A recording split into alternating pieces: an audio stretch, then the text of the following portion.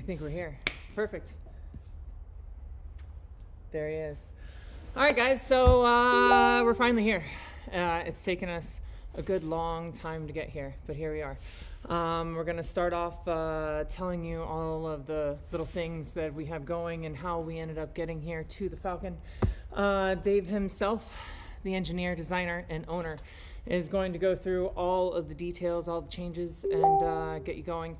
And then we'll follow along with a few demonstrations. So without further ado, Mr. Dave Singer. All right, everybody. Thank you for joining in. Thank you, Stephanie. As you all know, Stephanie set this thing up. We're going to go through our new launch of our Falkyn, which is a brand new harness container system. It's our flagship model. We're just going to take a little bit of time just to introduce the system publicly and go through the features, go through what's new, what's better, what we feel is the best we could put on the market today. So I'm going to kind of give a little bit of history, I guess, is how do we get here, right? So if you don't know already, Peregrine Manufacturing's been around since 2013. We have the Glide harness container system on the market presently and the Glide GT. Both are available right now, as well as the Falkyn. So there's been a process going on in the background for about 10 years. I started this project as a side project 10 years ago, and it's just kind of taken on a life of its own. There's certain design parameters that I wanted to achieve that took some time and some evolution and just some new engineering methods. So we put a lot into it, and we're going to kind of go through it top to bottom for you. So the major difference between this system and any system that we've manufactured before is that this one was completely developed in 3D solid modeling software from the get-go before it ever became two-dimensional templates, which is sort of the opposite of the way it's been done for the last 40 years. Software's come so far these days that now I can design and develop in basically a virtual world and then take that into reality much faster than we used to be able to do. So that's the big premise. The plan form is dramatically changed. We've gone from a shorter, more thick rig, we call it, the thickness here, to a longer, a thinner type of rig where it's not as short. It's got every rig is anywhere from 15 millimeters to 25, 30 millimeters longer, depending on the size and how much we're lengthening it from the previous container volume sizes. So that's kind of the big stuff. Might as well get into it, yeah? I think so. All right. Here. So I'm going to grab one of our production models that just came off the line. This is one of our smaller rigs. Here, let me just scan for you a little bit. There we go. So there we go. We'll start with the back pad, so I'm going to flip it around. We'll start there and kind of explain things as we go here. The back pad is all brand new. It's built inside out, so we try and get rid of all the exposed stitching lines as we can, and we build it so that we have hidden stitching, which helps with wear and tear and broken stitching over time. It also creates a stronger stitch to the fabric, so the bond isn't really dependent on the thread, it's more dependent on the fabric strength. So some different construction methods there. We went to a inside out yoke system, so there's no binding around the yoke, which is another big design feature that we're happy about.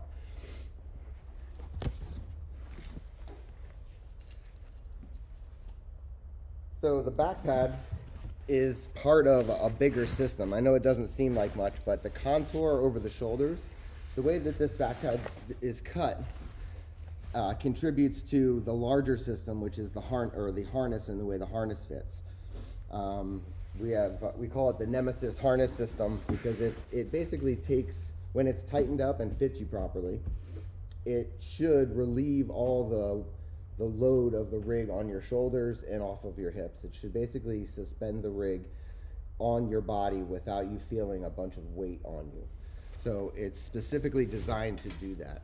And the components that make that up are the way that the yoke is cut. So this area here over the shoulders, the supported lateral. So we have the stiffener here. So it's the stabilizer on the lateral. But the key is really the way that the hip ring is. So if you'll notice, the hip ring here is facing forward versus down. So that allows us to go into the ring here at the webbing slot, which really firms the rig up at the hip from the hip backward. It still allows all your freedom of motion up front.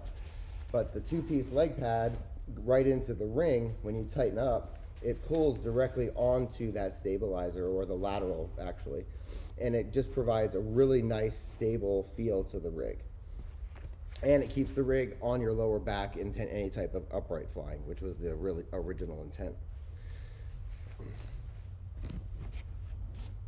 All right, so as you can see here, no more pop top, no more semi-exposed reserve pop top here. One of the major design features that we wanted to go with was to get that reserve pop or pilot chute inside all the way, for various reasons. Everybody's got their reasons. I've got mine, but we wanted to be the one to offer both types of systems. So the Glide and the Glide GT with the semi-exposed is still a viable product line, and you're able to get those with that design, and you can also get the Falkyn system with the internal reserve pilot chute. So that was a big one. So that change alone cascaded into a bunch of other changes that were needed just to be able to get that to happen.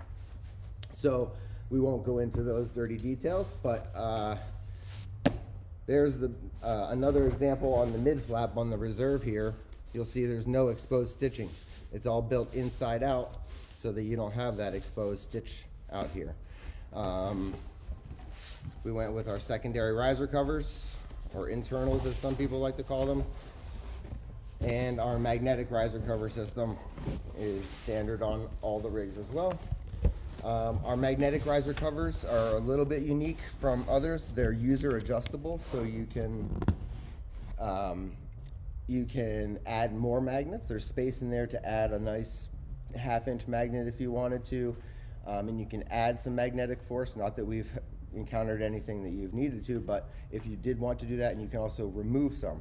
They're easily replaceable in the field, so they're quite user-friendly and quite effective. So let's take a look at that, and we'll show you what that means. So inside the riser cover, there is a vinyl pocket like this. And as you can see, there's little slots cut in each section, and you can simply pop the magnet out. It takes a little bit of work to get it out, but it is user replaceable. The vinyl that we use is intended to protect them from smacking together and cracking, but in the event that they do crack, they're simple, easy to replace.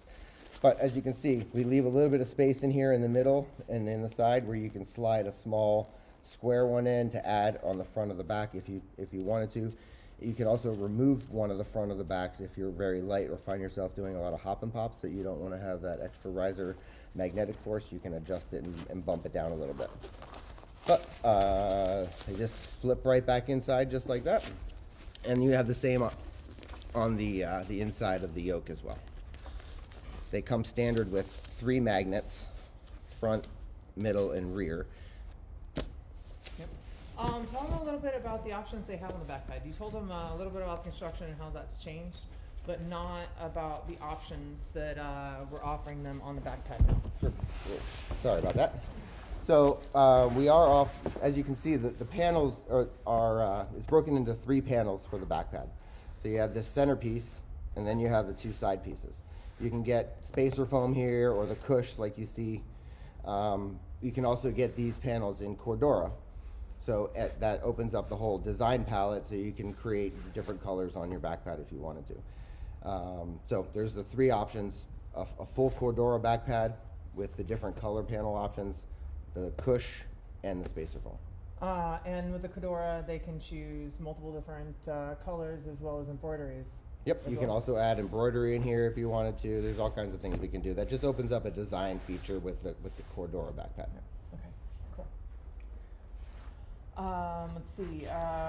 Let's talk more about the reserve container changes. We went through. Started talking about the removal of that pop top. Let's open it up and tell me a little bit about the entire closing system there. All right, so we'll put that one aside and we'll just get one that's opened up here. So, like I said earlier, there was some changes a cascade of changes that needed to happen to allow for the internal reserve pilot chute.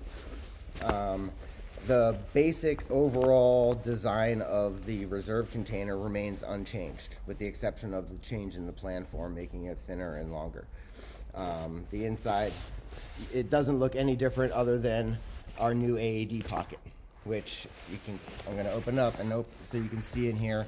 We tried to use some contrasting stitching ones so you can see, but the pocket is integrated into the reserve container. It's not an add-on. It's not a sew-on pocket anymore. We've actually integrated the pocket so that there's no bound edge anymore. So specifically this bottom corner, where the AAD pocket is typically sewn on, that's a snag point for the line stow bites that are right there. So we eliminate all of that lower snag hazard of the AAD pocket, the aftermarket AAD pocket that's installed usually. And then this is for the line, right? And it covers the line up to the normal channels for your AAD control unit and your cutter. Those all remain unchanged. Okay. The changes to the container flaps are going to be, we replaced what used to be your line stow cover, just it was a half flap like this, right, with a longer flap with a grommet. So the flap was always there before, it just never had the grommet in it. Okay. Okay, so that top flap is now here. Free bag goes in, this goes first. Boom. Yep.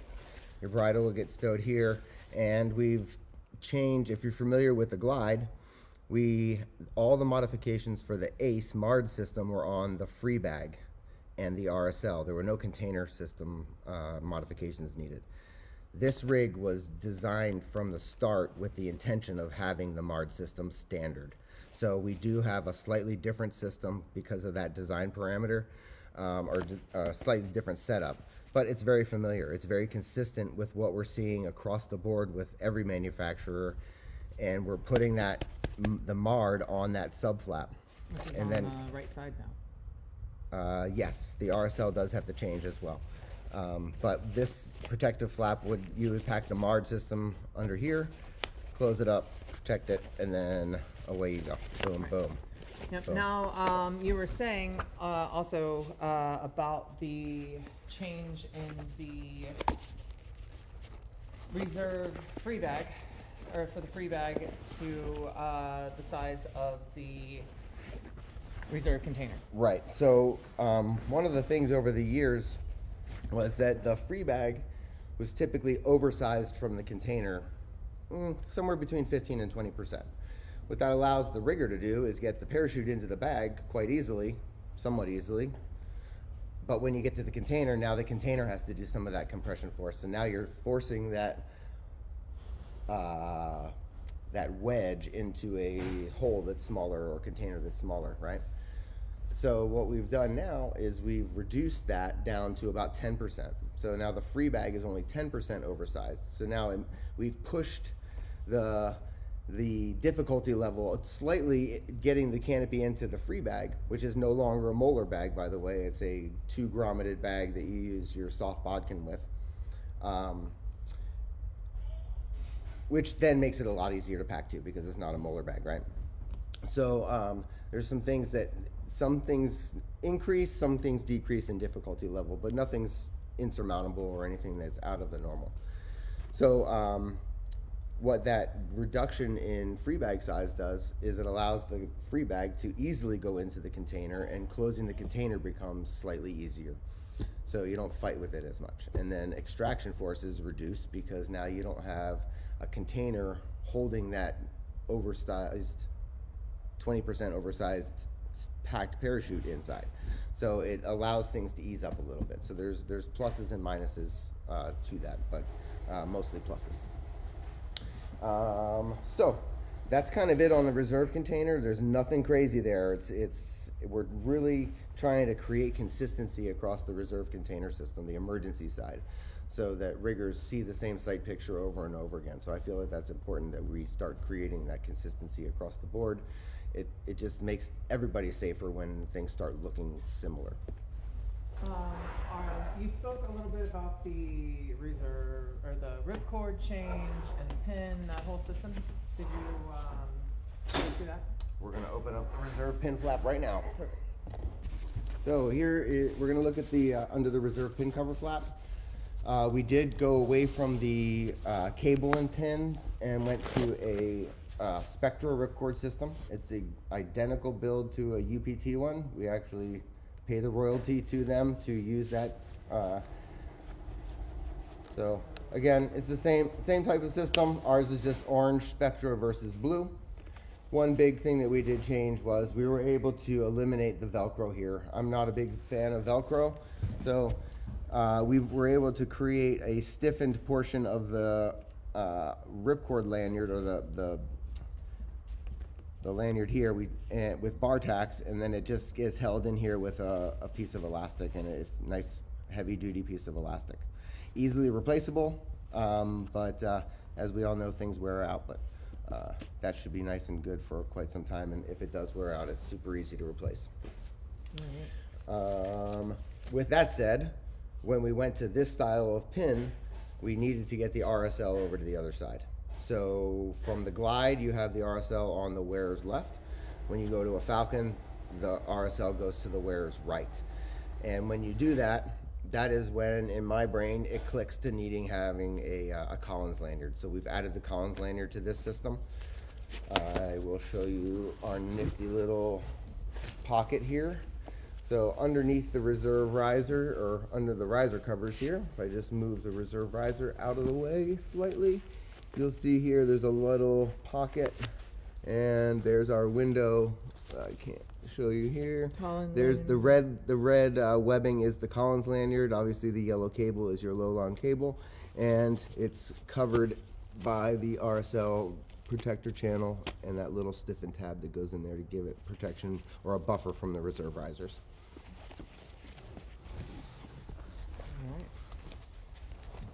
So there's that. Close this back up.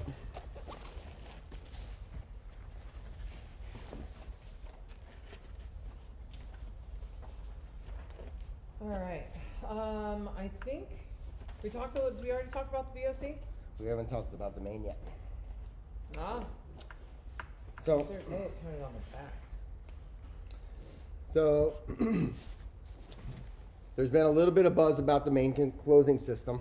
We're going to go over a demo in a few minutes, but we're just going to show it to you now. We'll briefly go over it as we go over the main container changes and things like that. But we're going to go over a few live demonstrations on how we actually pack it and some tips and tricks to make it easier for you if you're a packer. So we're going to take a look at this. For the riggers out there, the master riggers, this is a field replaceable main pin cover flap. You can call and order it with a serial number to match original, and it easily is just taken out, and a new one goes right back in. So we send you the built part. Anyways, here we go. There it is. There's some new technology here. Obviously, these Sigma D-rings are just Sigma D-rings from a tandem system. That's where they started being used. That's what they were developed for the Sigma tandem drogue system, the disc. We took that and we just took it a step further, and we started using it on the main side flaps. We did that for a few different reasons. One is I didn't want any more plastic in here, okay? The plastic itself typically has a straight line right here, which creates points and a point. which lines can grab and hold on. And part of advancing things and trying to prevent that particular issue is getting rid of any of those 90 degrees out here where a line can stop and anchor on, right? So another reason to get rid of the plastics is, I don't know how many rigs are out there that BOC side here. So the binding tape here, you get to about 600, 700 jumps, and right there on the underside where the bridle comes, whoop, every time, right here is usually where the binding tape starts to fail. The stitching will go, and then the binding tape or the plastic will pop through. So it becomes a wear point just with the bridle sliding by. So what we did was, instead of having just 2 pieces of plastic here with a grommet, we stiffened this area with ballistic cloth inside. So there's a specially designed and shaped piece of ballistic cloth in here that is rounded on the backside, and it also stiffens and stabilizes the whole bottom end of the rig. So that gives the body and the structure of this main side flap and supports the D-ring, the Sigma D-ring system. So some of you may have seen that before. Hopefully you have. We're not the first to do it, but we are trying to bring this into the mainstream. This is a safer system for various reasons. It's the most pin protected system that you can get. Having that pin here underneath this D-ring, it does our best to keep it away from a premature main deployment, and that's what we don't want.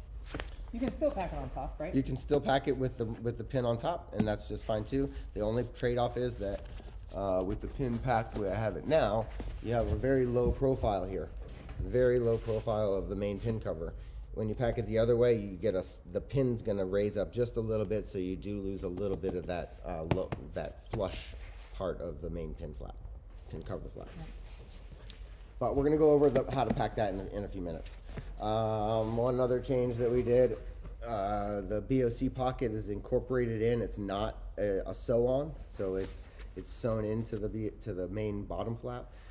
You may be like, oh my God, that's going to be hard to replace. It's actually easier to replace than the bound ones. It just takes, you have to undo these corners here, and once it lays flat, then it's very simple to pop the old one out, put the new one in. Another feature that we did was every rig, the inside layer, I can't really see it, but inside the bottom flap is Parapack, which is a slipperier material, so you're not going, your pilot chute is easier to come out. That's really it. Obviously that's our nub handle. Yeah. I think that's pretty much it on the main container. Yeah, and we'll give a demo later on all of the closing things. Line deflectors. Oh. Line deflectors. So inside the main container, we have these little doodads, and you can see in here, if I can show you that, right here. These are sewn into. I'll angle at this so we can see the corner of it. Yeah. So this is the bottom of the reserve container, right? And your risers are up here. So if you picture your lines wrap around into the main container right here. So this little triangle piece here prevents the lines from snagging underneath the corner of the reserve container. So it's going to deflect anything up and off of there so they don't get snagged. So that's another little add-on that we put in. You can see our main closing loop retainers now anchored to the reserve bottom flap, so it's no longer on the main bottom flap, it's up here. Out of the way, nice and flush, no snag hazard there. Gives you more of your container too, I think, yeah? Yep. All right, so All right. I think we can talk about the harness system and how all of that incorporates together with it on. okay, so I'm gonna put the rig on, and I'm just gonna kind of show you how the harness system works. Talk to them about how you put the rig on as well. I will. And why. Sure. So what I'm gonna do is I'm just gonna put the rig on like I normally do, and I'll kind of walk you through it. So leg straps on, put the rig over your shoulders.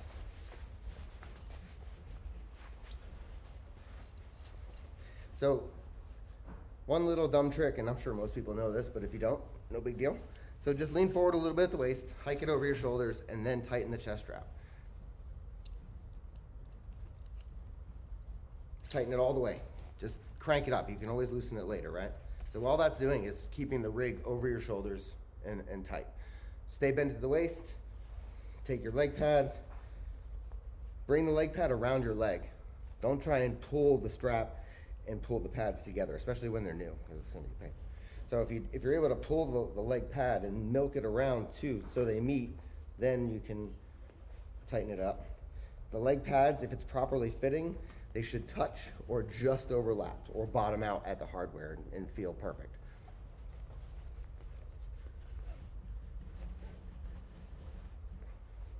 All right, so I'm just gonna leave that undone. So once you're there, you can loosen up the chest strap to where you're comfortable, okay? Everything should feel supported. Like, I don't even feel like I have a rig on right now, because once I tighten up my leg straps, it pulls all this against my back, which then stiffens from here all the way to here, all the way down. And if it's fitting properly over the shoulders, then it basically lifts it off my shoulders. There's barely any pressure on my deltoids right now. You should also be able to reach up, have full range of motion, do everything you need to do, and not feel constricted in any way. And that's without chest rings.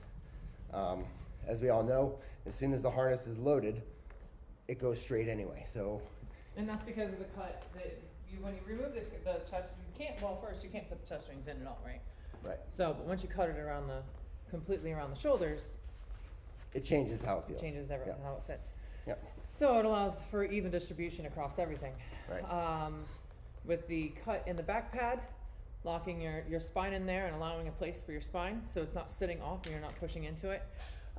Your laterals sitting right at your hips and causing this two-piece leg pad with the hardware completely locking you in and not allowing it to go anywhere off your back. Once you go vertical, it's not going to come off as long as you're properly fitted. Yeah. All right, I think that's it. so that's the harness stuff. Yeah.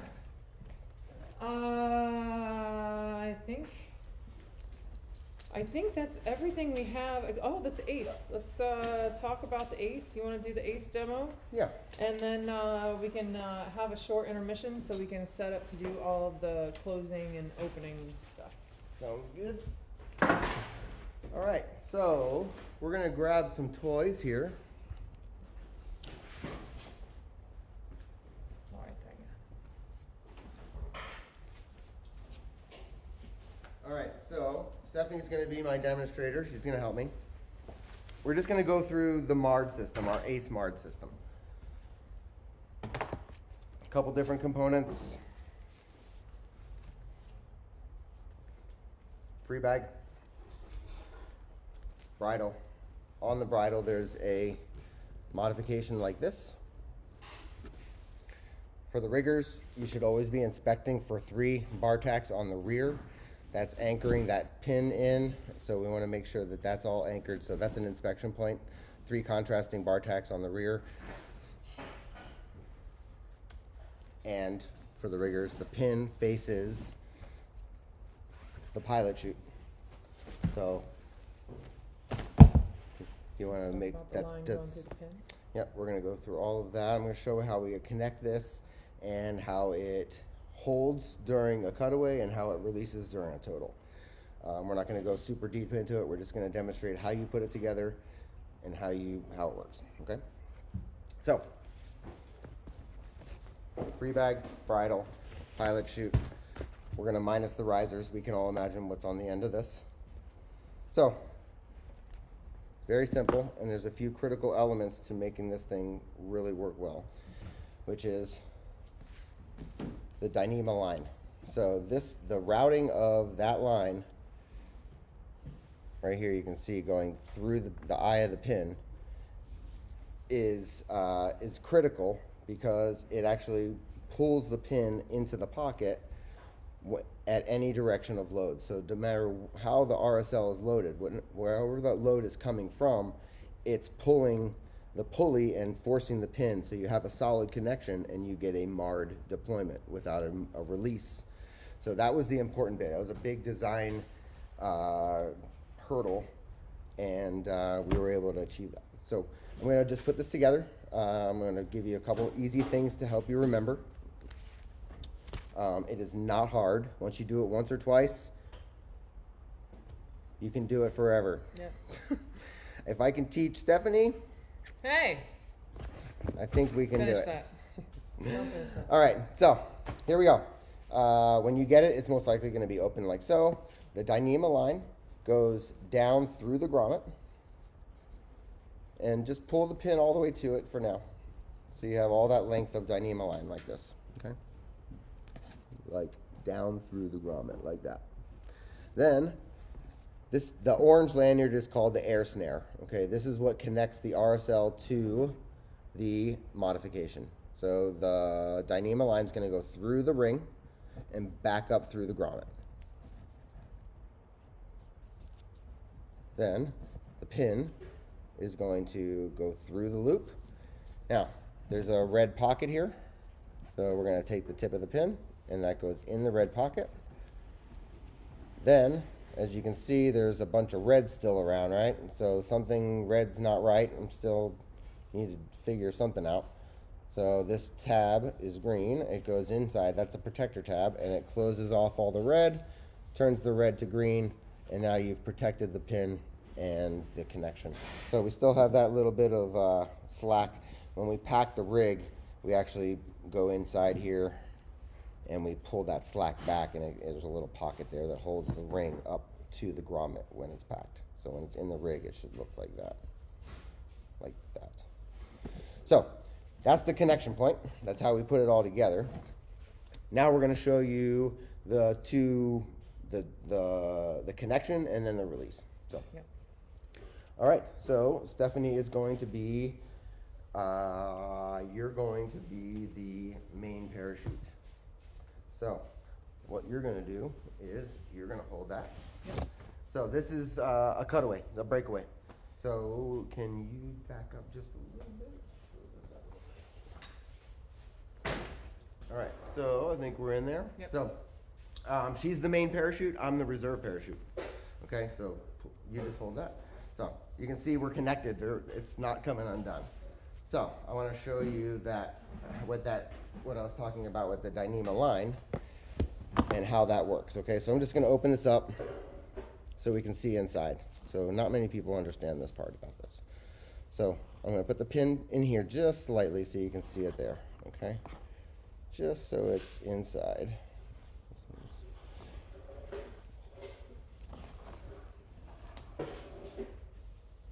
So see that the pin goes all the way into there. So I'm just going to leave it out just a little bit so you can see what happens when I pull on the RSL. It's basically because of the routing through the eye, down through and back up, the ring acts as a pulley and it forces the pin into the pocket. So no matter which way this is going, it's applying the same forces on that pulley, which is essentially forcing the pin in. So then, as soon as the load is released, then the pin is free to go, right? So that's what I was talking about earlier with that Dyneema line. So we're going to go back to you being the main parachute again. I'm the reserve parachute. So that's that connection, all right? So we figured that part out. Now we're going to go the other way. So now we're 800 feet. Pilot tells you to get out of the plane. You're going straight to a reserve, right? Total malfunction.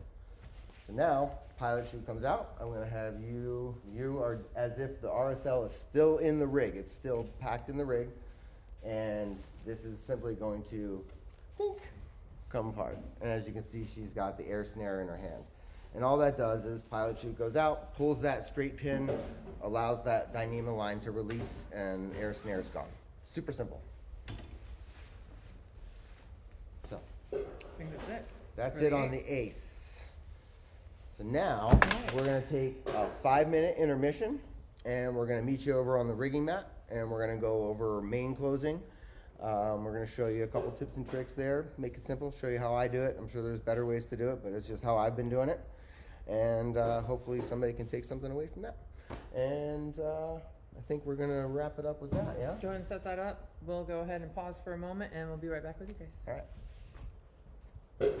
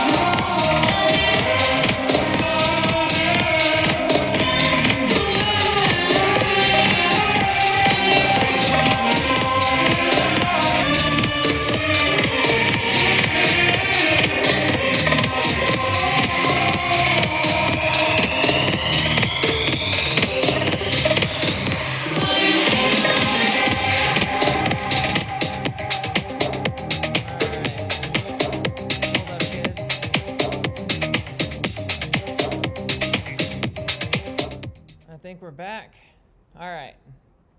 Now, closing system. Yeah. All right. So, like I said earlier, this, in my opinion, is the most protected main pin system on the market today. It's not anything that we should be alarmed about. There's nothing crazy here. People have been doing something similar. Probably gonna be There a you little go. Thank better you. for everybody.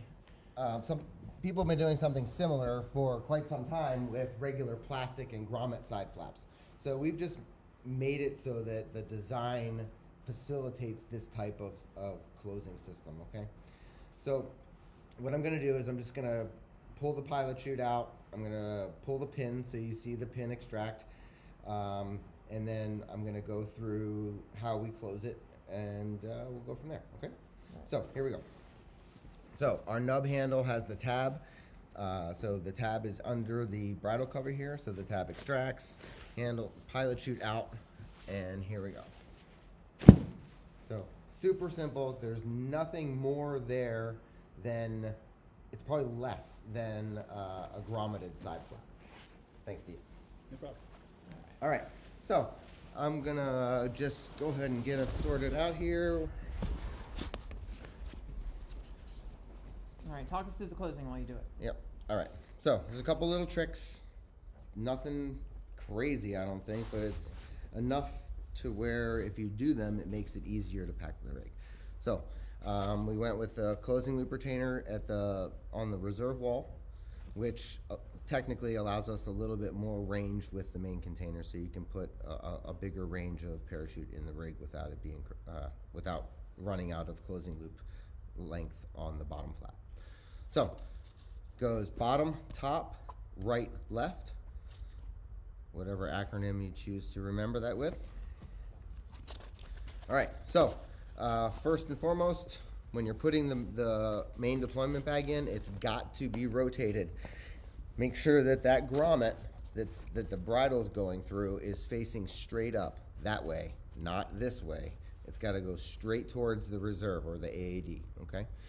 So that helps with a couple things. It's going to help you get the bottom down here filled out, and it's also going to push the bottom of the rig and get your bottom corners filled out here. So if you see rigs out there that you're on the plane that are all empty and weird right here, it's because the parachute bag is not, you put a square in a rectangle hole, and it's not right. So, all right, on all of our systems, you have a little space here for the excess bridle. So when I say the excess bridle, it's from the pin to the bag. If you just take that little bite, I usually put a little more in there than I need, and that way it holds it there for me. So while I'm packing, I can just pull out what I need as I'm going. So that right there, start here, bottom flap first. It's important that you take this and get it all the way up, okay? You wanna try and get this as far up as you can. If you can get it to touch the bottom flap, great. It's kind of hard on most rigs, but get it up there as far as you can and hold it there. It's important that you hold that there all the way through the side flaps because you're holding it out of the way of the wraparound corners, okay? So, first thing you'll see me do is get on there like that, hold it in place, top flap. So, here's another trick. Everyone wants to pull back towards them at this point. Pull forward and pull the flap, okay? If you do that, you never let this go, okay? And you don't let it relax. So I'm constantly managing that bottom flap. Make sense? Cool. All right, so next is, so I went under the bottom flap, I went under the top flap. I'm gonna pull this out so that my pin is just outside. I'm gonna go under the first side flap, so through the Sigma D-ring, and you're going under, and you're gonna close that one all the way. So what you're trying to do here is get that Sigma D-ring to at least touch the grommet.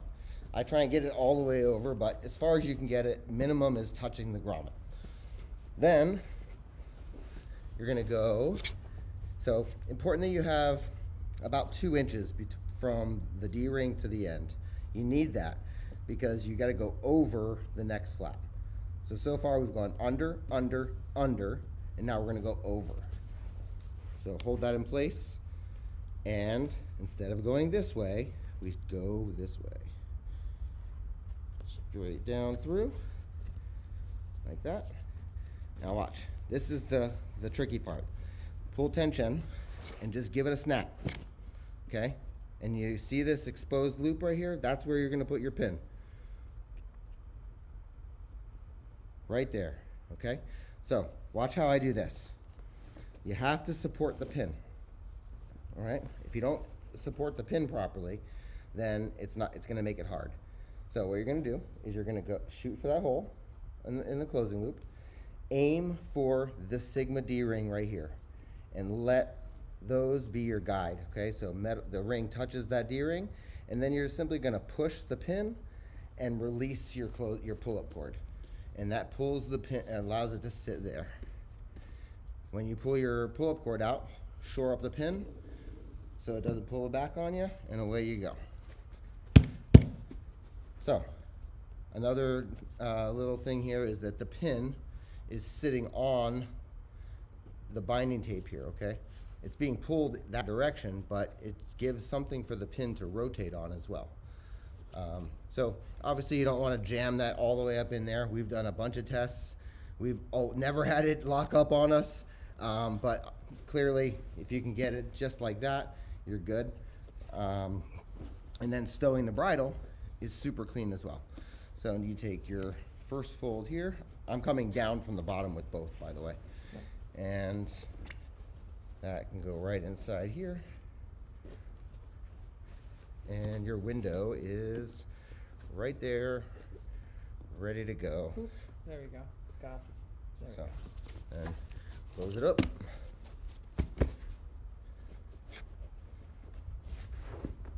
And away you go. One thing to note that when you're packing the main pilot chute, rather than being this tight little... Hold on. Let me get back here a little bit. I can't see so much very well Sorry. here.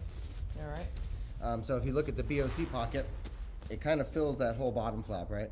So what you want to do is you want to pack the pilot chute flat and wide so it fills the pocket. Okay, you don't want to pack it a little tiny sausage all the way down here when you have this entire pocket, and it allows everything to come out nice and clean as well. So when I pack these, I actually pack it so that it fills the pocket. Yep. Okay. It also makes a nice clean finish when you're done versus having this big old thing hanging out down here. Right. All right. Anything else you want to look at as far as the closing system is concerned? Other people's concerns about other packing issues that they've discussed with us? They've show them how difficult it would be to misroute the pin. Oh, I see what you're saying. Yep. So we're going to do a couple little things just to show you.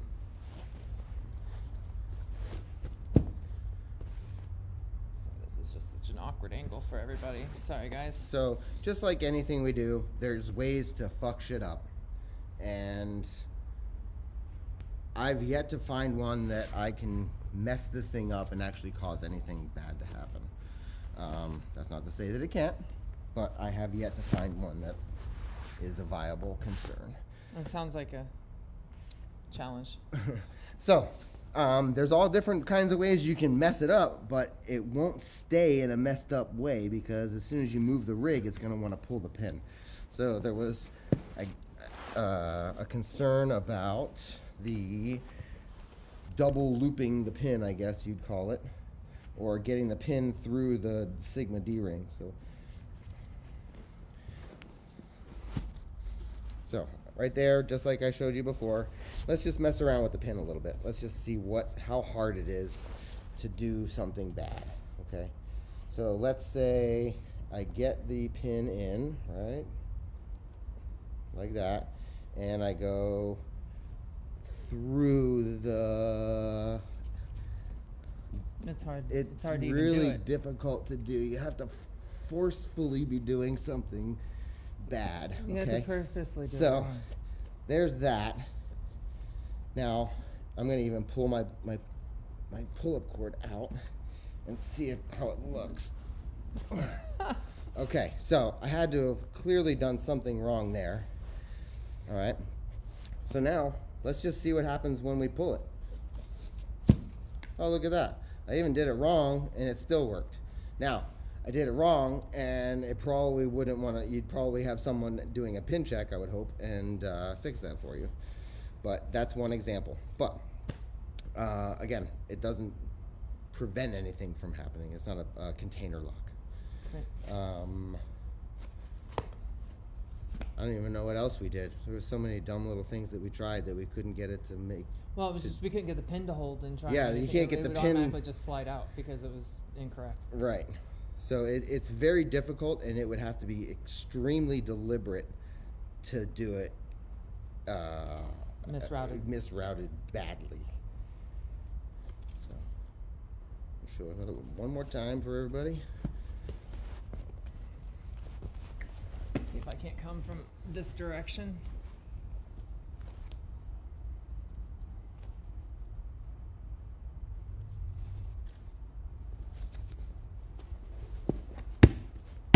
Remember, try and just get them to touch. Get that D-ring to touch the grommet.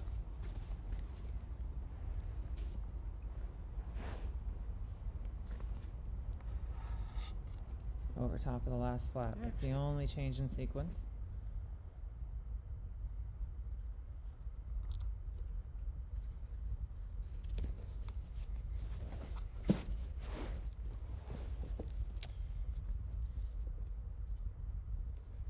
What were we trying to do? And we tried doing a million things. Yeah, so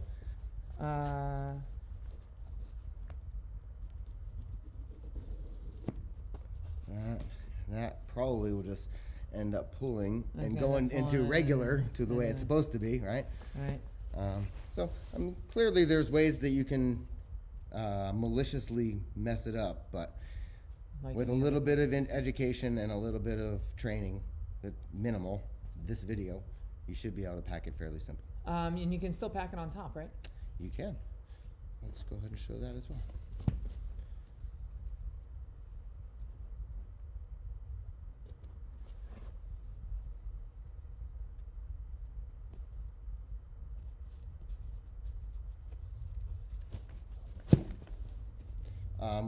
If you do want to pack with the pin on the top of this, you are going to have to shorten the closing loop by about 3/4 of an inch to an inch. Because as you'll see, once I pin this, it's going to allow the side flaps to just open up a little bit more because the lack of the second or the over the top routing. But that is how you would do that, and just as pin protected as a normal rig with grommet side flaps. And just lose a tiny little bit of the low profile. Yeah. Yep. But you would, yeah, exactly. A little this. That pops up just a little. Yeah. Yep. All right. What else? What else we got? We got anything else? No, I think that should do it. That's the end of the show and tell portion. All right. Let's get back here. You want to go into Q&A? Yeah, I think that's where we are. So, all right, kids.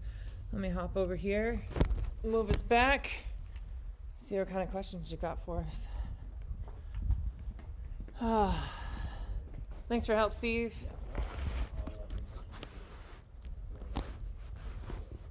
All right.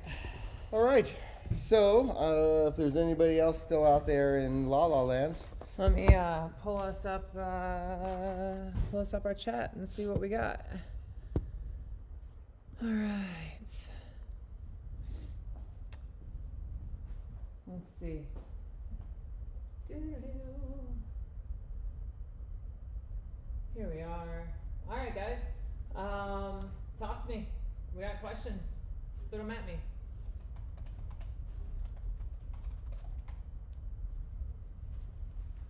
Nothing so far. You guys are pretty silent over there. Can we get all the hardware to include the cable housing in black? the cable housings do come in black if you order the stealth package. Yep, the stealth package, yep. Yeah, I'll go get one to show you. Can you tell this was modeled in 3D, the fitment is so clean. Thanks, Gary. Yeah, we're pretty stoked about it. It's definitely come a long way. There you go. There's the black hardware.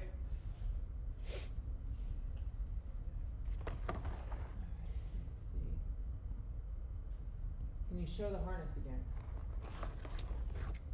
Sure. Yeah. There's a question to show the harness. Would you like to see no, that? that's Trevor. Trevor wants us to show us the harness again. And while you put on the harness, let's talk a little bit about the customization options. Go ahead and put. Oh, you're gonna have to close that rig up, aren't you? I'll come around there and talk to these guys about this a little bit while we can. Okay. Yeah, that'd be great. I'll close this. All right. Cool. I'm having to work off this, guys. So working off like 3 different things. Bear with me. Okay. Let's talk about the customization. So, back pad is one of the major customizations that we've changed. You can now put a Cadora, spacer foam, or the Dave. Cush, thank you. Cush, the Cush padding. When you choose Cadora, you now have different options for colors because we've separated out all of the back of that, which he has my other rig there. So we'll just show this here. Now all of this is included. None of these are upgrades. The only upgrades that you're going to pay for are, let's see, upgraded risers. If you wanted any specialty risers, any specialty embroidery, and the self package. Those are the only things that you can actually upgrade. Everything else comes fully included. Now that means 5 points of embroidery, which is a mud flap, both sidewalls. 4, I'm sorry. I know. I was like, wait a minute. That's not right. 4. Excuse me. 4 points of embroidery. The mud flap, both sidewalls, and the reserve flap. And you'll be able to see all of the original design options on the designer when that goes live. I'm not quite there yet. Still waiting for them to give us the go. Everything else is already included. They have the full gamut of options. Full gamut of options. Let me check here.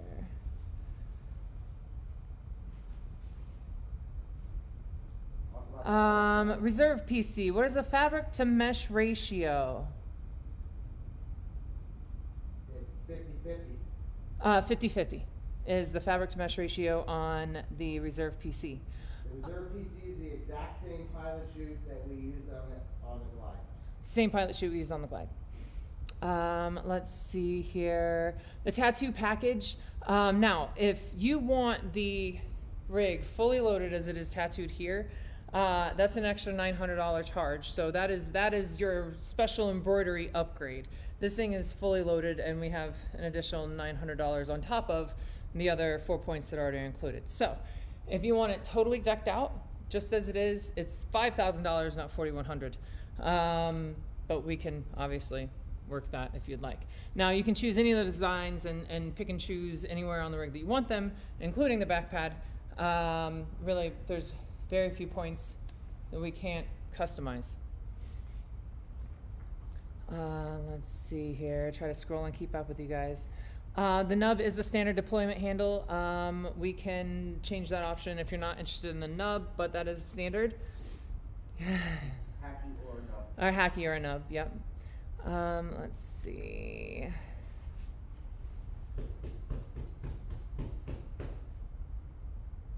He's getting that going. RSL. Can I get a flying monkey embroidered pattern, or is it set embroidery? No, you can get whatever you want. You can send us whatever you want to be embroidered. We have to send that off to be digitized, so that you will then incur the digitization fee.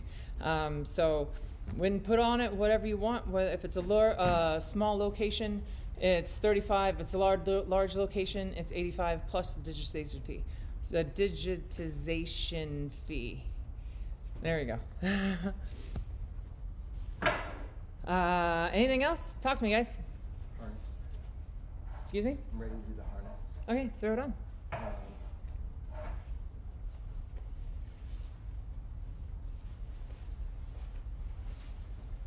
All right. Throw the harness one more time. All right, so there was a viewer asking for another demo on the harness. So I'm just going to put it on again, and I'm not going to talk about it this time. You just watch me do it.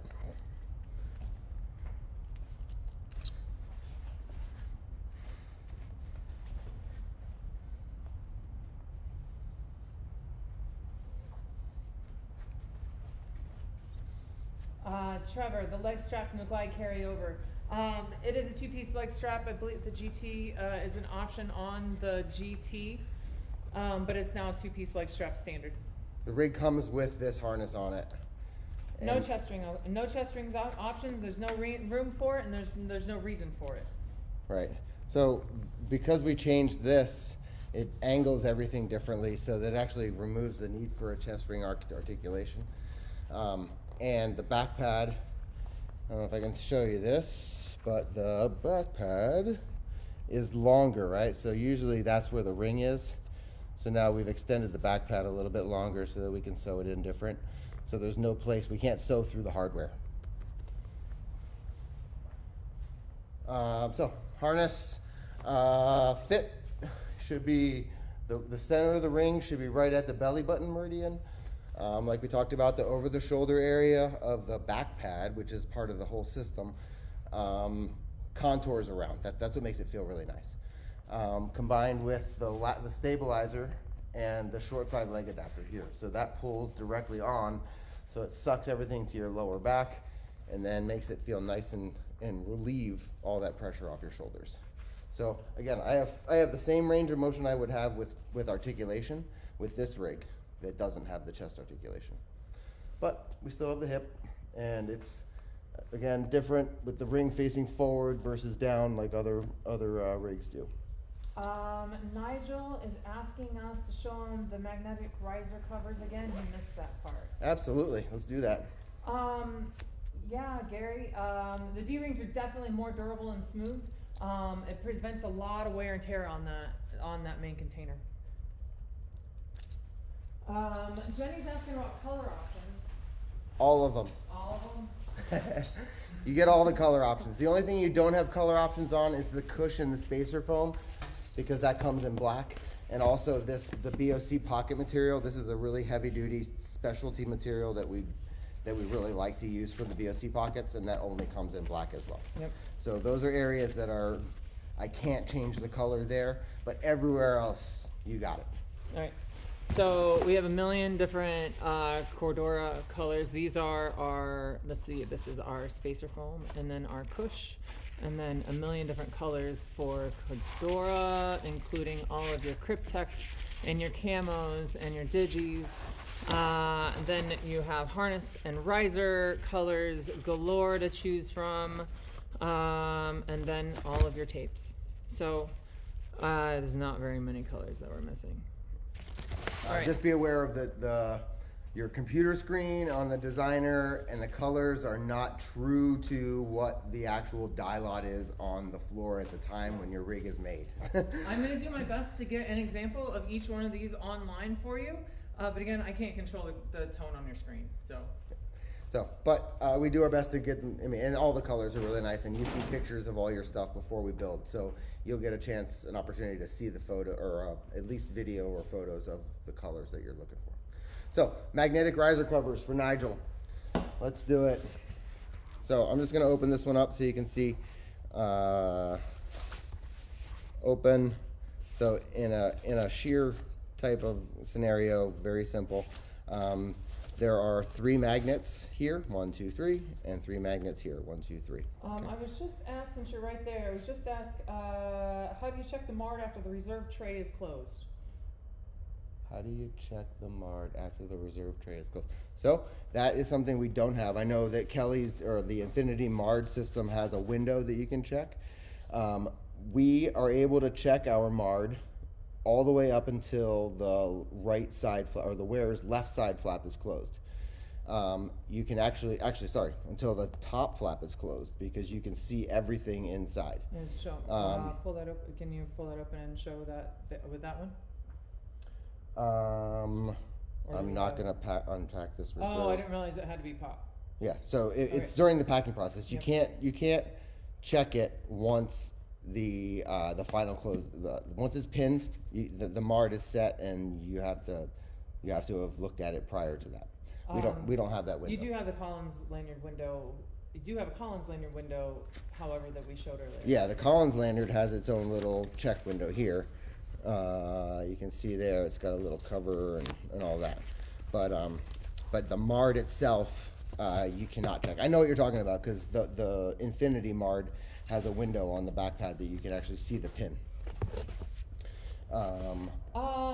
Yes, we are looking at around an 8 to 10-ish week lead time right now. Give or take a little bit. We might be a little bit sooner, but we're gonna say 10 weeks. This is just questions that are coming in as we're here. Okay, so I'm gonna go over the magnetic riser covers for go Nigel ahead. before I forget. Sorry, Nigel. All right, so we talked about 1, 2, 3, and 1, 2, 3. Okay, sorry. 1, 2, 3. I'm gonna just open this up so you can see anybody can do this. Okay, it's just a triple fold, and the vinyl pocket is inside like so. Okay, so you see that, and this is a 0.03 vinyl, right? Super heavy duty, nice, easy. You can sew through it. It makes it really easy if you just get a hairdryer. And I'm trying to get this stupid light out of your face and out of mine. So, if you take a hairdryer, you see the little slots. Man, this is such a pain. All right, so these little slots here, if I can show you, you can see them. I can just pop one magnet out right there, and you can see how easy it is for me just to grab that sucker and out it goes.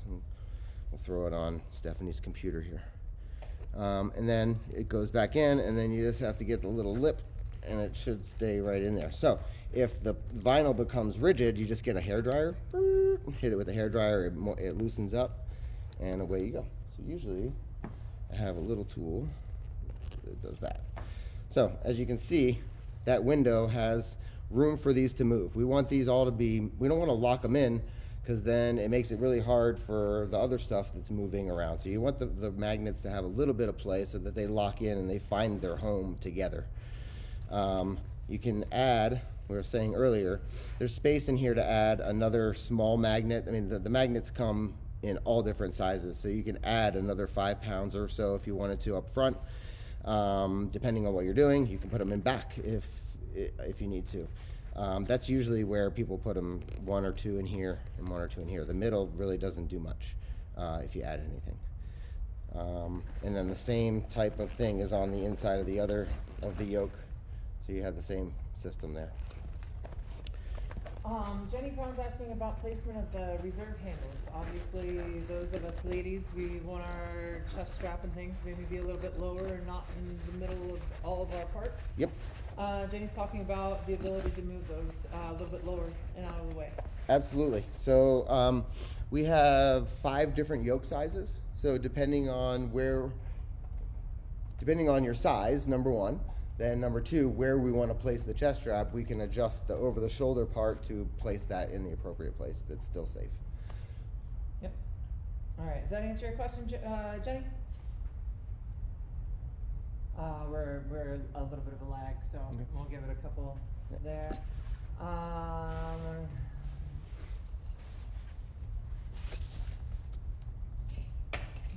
see.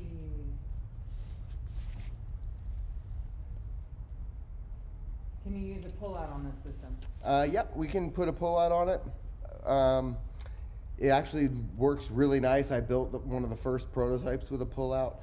The same system applies. The straight pin just goes straight underneath, and it packs up exactly the same. We do need to know what main parachutes you're putting in, because obviously we add pack volume with the pilot chute being placed inside the main container. So there's a little bit more work done at the ordering stage when we place the order, just to make sure we get it right, but absolutely we can do it. All right, let's see. Jenny, we are in Brooklyn, Connecticut. And yeah, we do schedule Factory tours? factory tours. Oh, and, yeah. We can definitely see, you can try on a rig. Whether or not we have one that is going to be sized to you or not when you're here is questionable. We can't promise that. But obviously welcome to come in and have a tour and see what we can do. Yeah, I'll give you a tour. You can look at all the fabric. We can go to the designer. You can play around with all the stuff that we've got here. And like Steph said, it really depends on what's in the factory when you come, as far as it fitting you. You know, it's a crapshoot. But once we do build a custom rig for anybody, we stand behind that fit for a year at least, unless the body changes dramatically. Jenny, I'm sorry, we don't manufacture parachutes. We are full service though. We can basically take care of and order and any of the parts that are attached to the rig. So, and Dave can talk a little bit about that with the rigging services that Yeah, we're full service. We're a dealer for all the canopy manufacturers, most of the AED manufacturers. We put full rigs together every day, all day long. So we can act as your dealer from start to finish. Custom harness container system, whatever parachute you want, AED you want, and then if you buy 3 of the 4 major components, then through us, then we assemble the rig and deliver it ready to jump at no charge. There's no extra charge for the assembly and first pack job. I was just asked about the D-bag, the semi-stowless D-bag. Do you have one right there? The blaze bag, the semi-stowless blaze bag, there should be some right Yes, there I was, like, in one of those looking at bins right parts there. and see the bins. There should be one right. Standard. No, just check in the bins. There should be plenty of blaze bags. They're all together. Okay, got it. Here we go. They're by size. Bigger one so maybe you can get in there. All right. That. So here's our semi-stowless bag. Pretty simple. I know it's kind of hard to see with the light there, but it just has these 2 tuck tabs here, and if you go from the outside, they come out fairly easily, I should say, just because the tabs, the curves allow it to come out when you pull it from the outside. But there's a line stow pocket. So line stows here, 2 grommets, locking stows, line stow pocket, and then the tuck tabs hold the line stow pocket shut. Like that. And it's called Blaze Bag. Yes, the live stream should be available for you guys to watch later whenever you would like. Chris is asking why we moved away from the Pop Top Reserve. We didn't move away from it. We wanted to incorporate both designs in our product line. So it was always from the beginning of time in my head that we were going to move into this, at least for the last 10 years, because that was a major design parameter for the Falkyn. So it's more of adding, let's say, an SUV to our production line or our product offerings. Okay, so we're not the Glide and the GT are still available, and they're going to continue to still be available. They're great systems. There's nothing wrong with them. They just have the semi-exposed pop top. The Falkyn has a bunch of other new things and different things from that, but the major one is that. So reasons being, I'll just give you a couple. Riggers have a hard time packing them, the semi-exposed, right? The F-111, the pilot chute material wants to come out if it's not seated properly. They don't tend to look as great when they're not packed with a shorter closing loop, so any little deviation from the manual can tend to make it not look as intended. Out in the desert, in desert environments, again, that pilot chute material coming out, getting exposed to sunlight, and also dirt and sand and things that are able to really get in there and affect the reserve pilot chute. Everything else about it, functionality, I cannot find a measurable difference between extraction or the pilot chute launches. Getting a pilot chute out of a semi-exposed versus a pilot chute with an internal. You're talking milliseconds of difference in getting that spring out. So measurable differences that equate to something in our world, I can't find a scientific reason not to have this. Those are pretty much it. I wanted to have both product offerings, and I wanted to design a system with that would do that. TSO, is it a new TSO or it's just an addition, correct? Nope, this is not a new TSO. This is an evolution of the Glide. We were able to, this is to test, and so everything's been retested. This went through a full test program, and we've had some of the best people in the industry jumping and testing this thing. Very smart individuals that that put some effort and time into it.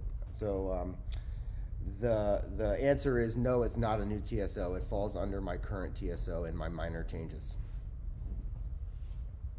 Anything else, guys? What we got? Sorry, one thing died. Had to go to the other device. So, let's see. Colby, you're back. What's up, buddy? Pending any other questions. There it is, buddy. There you go, Let me Colby. see. This is Colby's, Josh Colby's. Colby's new rig. Let's see. Pending any other questions? I think that's all we got. Cool. Yeah, All right. Well, cool. thank you everybody Appreciate for checking it out. Like I said, it's a big deal for us. This is our new flagship. Everything is direct to consumer sales, so we are the only place you can get this product. We're only building 200 in the year 2022, and that is because we are keeping our capacity low on purpose so that we can keep the quality up, keep our team intact, and keep things going out in a timely fashion. And I think limiting our production is a good idea this year, just to kind of ease in, let this product get out on the market, and keep everything kosher. Oh, we still have 2 other systems we're building at the Right. same time. So, Right. let's see. How strong is the reserve PC in pounds? It is the exact same as the Glide. The fabric components of the Reserve Pilot Chute are exactly the same as the Glide. It's a 38-inch diameter cut, mesh and F111. The only big difference between the two is that the spring is flipped for the internal, and it doesn't have a finished cap. It's got a finished cap, but it doesn't have to have pinstripes and all your crazy stuff on it. It's a production finished cap that's hidden underneath. Okay. So those are the only 2 major changes. If I recall correctly, our initial snatch force, if you will, of the Reserve Pilot Chute at terminal is 85 pounds. Don't hold me to that. I believe it's 85, and then our sustained is about 65. So those are test values that we did through PIA with every harness container system maybe about 10 years ago. We did all the rigs that wanted to participate, and we did various tests with dragging the pilot chute for 15 seconds and capturing data, and also capturing the initial snatch for it, the onset. Sean, we do offer a military discount. You can go onto our website. On the top left corner, you'll see 3 little lines. It'll be a drop-down menu, and you'll be able to go to support and services. You'll be able to see the programs that we have that we offer discounts for. So yes, we do offer a military discount. Chris is asking, since you helped design the Jav, when using smaller canopies, is the bottom end tapered? The smallest rigs are slightly tapered, yes. So our F100, F1, F2s are tapered, and at the F3, which I believe is the 113 optimum size, and higher is where they go vertical. So, and they're only slightly tapered in, very, very gradually. Yeah. Then at the 3, so optimum 113 and up, it goes vertical, and I believe they stay vertical to the 190, which, oh, by the way, these rigs are only available up to a 193 optimum reserve size and a compatible main. So anything larger than a 193 low pack volume reserve will be in the GT platform. Sorry, the Glide platform. Amanda, you said you have questions about the main flaps. Talk to me. We're obviously going to keep the video live, so you'll be able to see everything and anything that you missed. But while we're still on here, you said that you have some questions about the main flaps.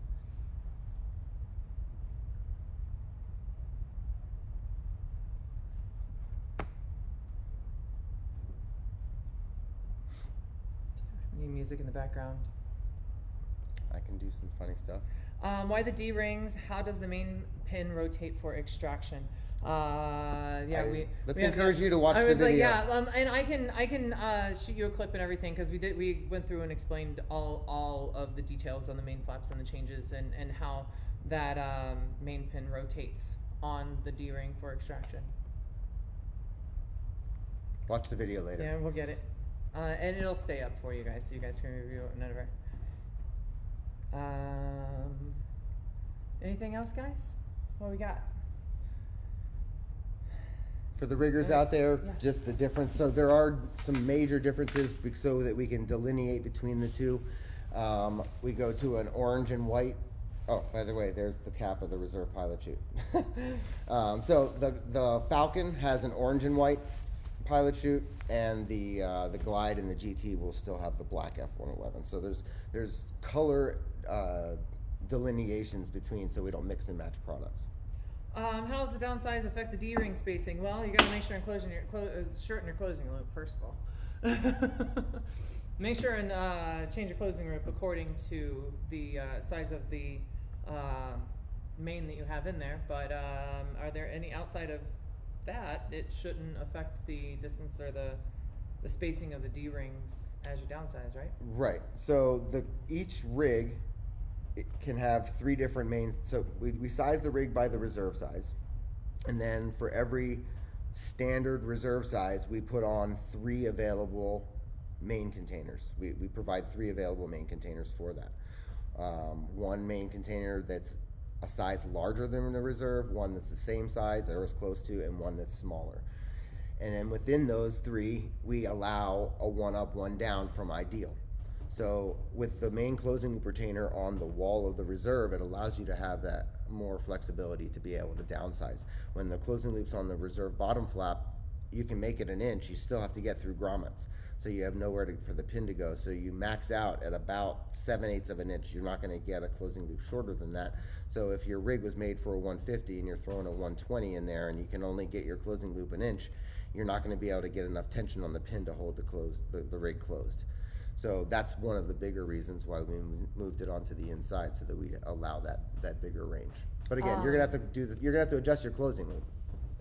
Talking about main and reserve, different sizes, the variation that you can have. So we don't really want to go any more than what 20 to 30 square feet max in difference, and that's in pack volume. That's not necessarily in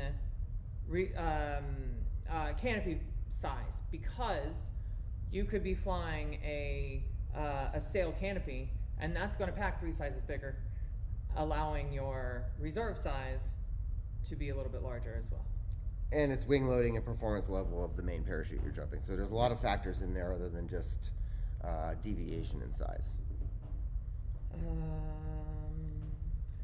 What canopy range per main tray size? Again, we try to go up 1 and down 1, Jacob. So whatever we build it from, you can overstuff it by 1 and understuff it by 1, given not too drastic of a material and canopy change. Right. Remember, it's not all about size these days. There's sailcloth, Right. there's hybrid, there's Right. ZP, there's F-111, there's all different types of construction that affect pack volume. It's not just the, You're gonna the like this square one. foot. Force necessary to fully compress the reserve PC. 31 pounds. Actually, sorry. It's, I want to say it's, I'd have to get the paperwork, but I think it's 38 to 40 pounds on brand new when it's compressed to 1 inch. So that's what we read at 1 inch. It's the same, the reserve pilot chute spring was changed in our system in 2015, anticipating this change. So we changed, this is the same spring that everyone that has an internal reserve pilot chute gets the spring from the same place, including us. It's called a 37 RW for those that care. Let's see. Are there line stows on the reserve free bag? Line stow pocket, not line stows. Right, it's the free bag. The only change to the free bag is that it's not a molar bag. It's now got 2 grommets, top and bottom skin, and you use a soft bodkin versus a molar bag, which is sewn up the center. There is a sizing chart for the main and reserves for the Falcon, and that will be live sooner than later. Yep, the Falcon sizing chart will be available sometime this week when the designer and everything goes up. I think that's all we got. Any more questions, guys? We're gonna wrap this up. Here's the free bag. There you go. I can show you. So it's not a molar bag. It's just got the 2 grommets in it. Bing, bing, and there's the line stow pocket. Oh, duh. One more other big thing. Don't go away yet. We put a tracker pocket in it. Oh, my God, I tracker can't believe we forgot this. pocket. Hold on a second. This is a cool thing. So Trevor, what's the number one thing we notice once we try one on over everything else on the market? The fit and the feel of that harness. That's the first thing you notice is the fit and feel of that rig. Go ahead. Yep. So, for those of you who have spent $300-400 replacing your shit because you didn't have a Mard that kept it together or you just lost it, we're trying to help you out there. This is an Apple AirTag. Okay, we put a pocket on the free bag so that anybody with one of these or a tile or one of the little tracker devices, the little whatever they're called thing, it goes right in the little pocket. Bloop. And all a rigger has to do, doesn't have to be a senior or a master rigger. All they got to do is do one little stitch row right there. Done. And it's over with. Now you got a tracker in there. Traveling, you can always know where your rig is if you check your rig. If it gets stolen, they're not going to know where it is. You're going to be able to find them before they realize that they got a tracking device in there.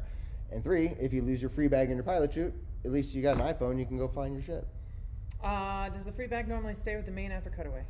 Typically, yes, the Mard will hold it together, but if the pilot chute creates enough drag during the descent and it's loose enough, it'll just pull the pin and sometimes they will separate. But 85-90% they land with it. What else we got? Come on, guys.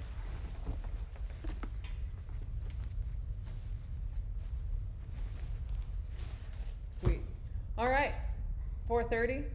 We're gonna get things cleaned up around the shop. If you guys have any other questions, curiosities, shoot me an email, pmisales@peregrinmfginc.com.